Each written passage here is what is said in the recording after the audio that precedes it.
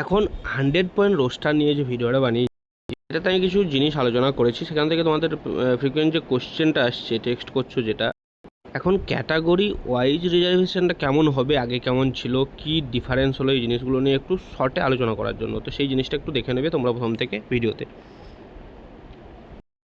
তিনটে জিনিস আলোচনা করবো। দেখো, যখন ওয়েস্ট বেঙ্গলে ইডাব্লিউএস অ্যাপ্লাই করা হয়নি বা ইডাব্লিউএসকে এখানে মান্যতা দেওয়া হতো না তখন, আর যখন OBC A plus OBC B ছিল 17% তখন, আর এখন ওবিসি 7% করার পর কী যে ডিভাইডিং রুলসটা কি হয়েছে, ঠিক আছে।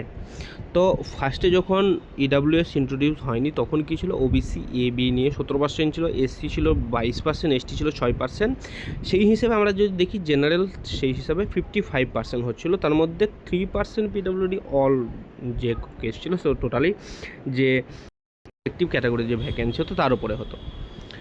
সেকেন্ড কি, যখন ইডাব্লিউএস এলো, ইন্ট্রোডিউস হলো, ওবিসি এ বিও হলো, তখন কী ছিল, ওবিসি এ বি 17% ছিল, এসসি যেমন 22%, এসটি 6%, ইডাব্লিউএস 10% ইন্ট্রোডিউস করা হলো, তখন জেনারেল অ্যাপ্রক্সিমেট 45% অ্যাপ্রক্স হয়েছিল। এখন যে 100 পয়েন্ট রোস্টার সেটাতে কি এখন ওবিসি 7% করা হয়েছে। তাহলে ওবিসি যখন 7% করা হয়েছে, এসসি এখন 22, এসটি 6, আর ইডাব্লিউএস 10%, এখন আবার জেনারেল থেকে দাঁড়ালো কত, 55%।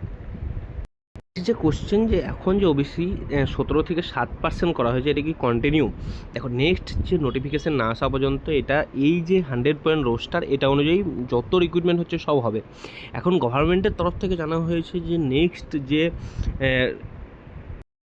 সাবকাস্টগুলো অ্যাড করা হবে সেগুলো প্রপার যে সার্ভে সেটা করা হবে, তারপর সাবকাস্টগুলো অ্যাড করা হবে। সেগুলো মিনিমাম 3 to 4 মান্থ এরকম অ্যাপ্রক্সিমেট চেয়েছে, যে 4 মান্থ একটা সার্ভে প্রপার করার পর সাবকাস্ট অ্যাড করা হবে।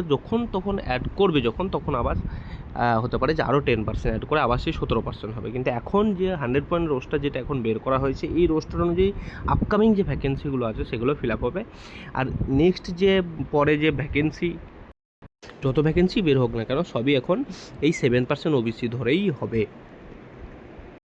আর এই যে সাবকাস্টগুলো সার্ভে করে আবার অ্যাড করাতে এটা একটা টাইম সাপেক্ষ, ওটা একটু টাইম লাগবে।